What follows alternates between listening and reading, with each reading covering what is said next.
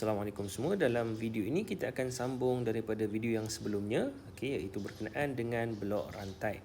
Baik, untuk video ini kita lihat pula pada bahagian rantai. Sebelum ini kita dah lihat blok yang mana ia membawa maksud pengkalan data. Sekarang kita nak lihat rantai. Baik, rantai inilah yang membezakan,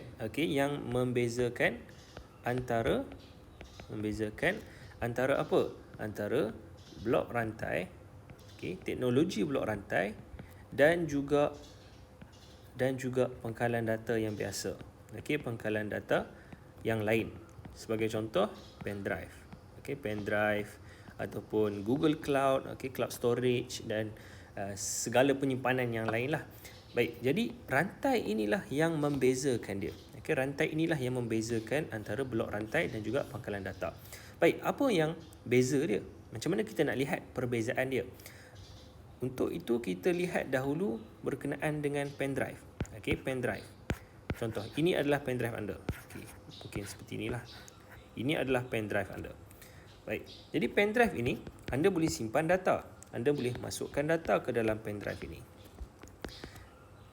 Itu yang pertama. Data kita boleh simpan. Yang kedua, yang membezakan dengan rantai ini adalah dari sudut keselamatan. Dari sudut keselamatan ataupun security. Security. Baik, jadi untuk data dalam ini, data dalam pendrive, bagaimana dengan keselamatan data-data tersebut? Macam mana keselamatan data dalam pendrive ini? Baik, jadi antara keselamatan dia adalah kita boleh simpan. Maksudnya bila kita simpan pendrive tersebut, maka tak ada siapa yang boleh mencuri pendrive ini. Itu yang pertama lah. Yang mana keselamatan dia bergantung kepada kita yang menyimpan pendrive. Dan yang kedua, ia juga boleh dipadam. Data-data ini juga boleh dipadam dengan faktor luaran sebagai contoh. Kalau kita ada magnet yang kuat. Magnet yang kuat, dia boleh merosakkan data-data di dalam ini. Jadi, itu dari sudut keselamatan untuk data pada pendrive.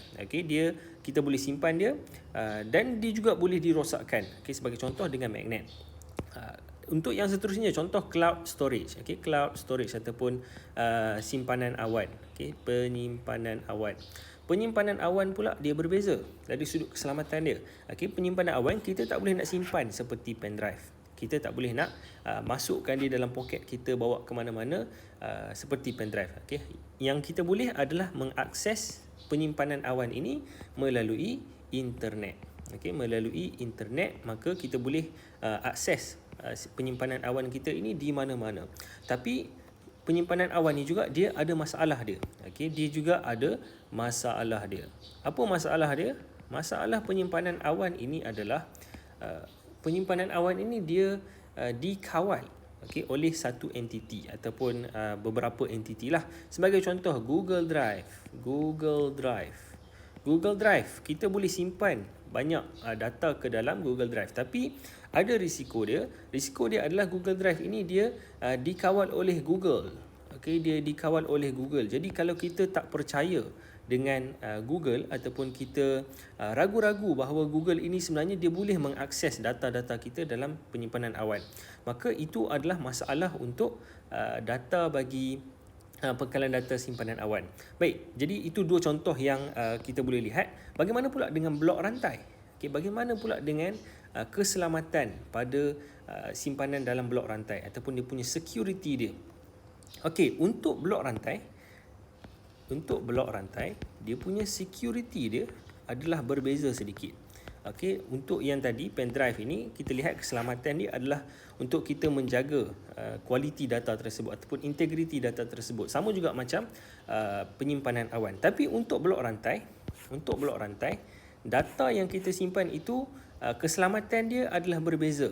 Keselamatan dia adalah berbeza, yang mana rantai ini tujuan utama dia adalah untuk menghalang sesiapa sahaja, sesiapa daripada merosakkan data, ataupun mengubah. Merosakkan itu maksudnya mengubah data tersebut. Menghalang sesiapa sahaja daripada merosakkan data-data yang ada dalam blok. Ingat blok rantai, kita boleh lukiskan dia seperti ini. Dia yang saya lukis ini bukan fizikal dia hanya satu gambaran untuk kita faham blok rantai. Okey, dan seterusnya. Jadi kita simpan data dalam blok. Data dalam blok kita ni. Okey, setiap blok ada data yang berbeza lah. Data. Okey, jenis-jenis data saya dah terangkan dalam video yang sebelum ini. Anda boleh tonton. Jadi blok rantai ini tujuan dia adalah supaya sesiapa sahaja, okey, ingat ya, sesiapa sahaja dalam yang boleh melihat data-data pada blok rantai ini, mereka hanya boleh lihat sahaja. Hanya boleh lihat. Tapi tidak boleh mengubah, okey? Tidak boleh mengubah apa-apa data. Okey, mengubah data. Jadi rantai itu adalah satu sistem yang kita panggil sistem kriptografi. Saya akan tulis. Okay, yang mana ia menghalang sesiapa sahaja, tak kiralah orang yang terlibat dalam menghasilkan data ataupun sesiapa sahaja yang terlibat dalam blok rantai ini, sama ada kita nak tengok sahaja ke ataupun kita terlibat dalam penghasilan data ini, kita juga tak boleh nak mengubah apa-apa data yang ada dalam blok rantai. Okey, jadi tujuan rantai pada blok ini adalah supaya semua data itu tidak boleh diubah langsung. Okey, selepas data itu disimpan, ia tidak lagi boleh diubah. Itu tujuan rantai pada blok rantai. Okey, jadi saya terangkan lebih sedikit berkenaan dengan bagaimana rantai ini dia memelihara integriti data-data dalam blok rantai. Baik.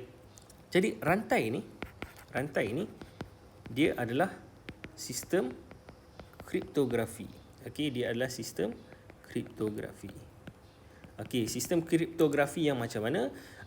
Sistem kriptografi ini bermaksud apabila kita masukkan sesuatu, okey, kita masukkan sesuatu data ke dalam blok ini, maka data tersebut akan diproses, okey, akan diproses sehinggalah dia tak boleh untuk diubah lagi.